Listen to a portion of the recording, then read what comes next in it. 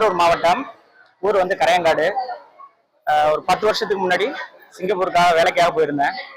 அங்க வந்து இவங்களை நான் மீட் பண்ணேன். ஒரு 8 வருஷமா 2 பேரும் ஒருத்தருக்கு ஒருத்தர் லவ் பண்றோம்.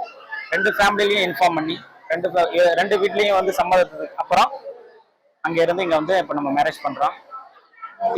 தலை தீபாவளியை முடிச்சுட்டு மறுபடியும் சிங்கப்பூர் போறதா பிளான்ல இருக்கும். ட்ரெண்ட ஃப்ரெண்ட் ஆக்கிக்கோங்க. தந்தி டிவியின் சப்ஸ்கிரைபர்ஸ் அண்ட் ஃபாலோவர்ஸ் குடும்பத்துல நீங்களும் இணையுங்க.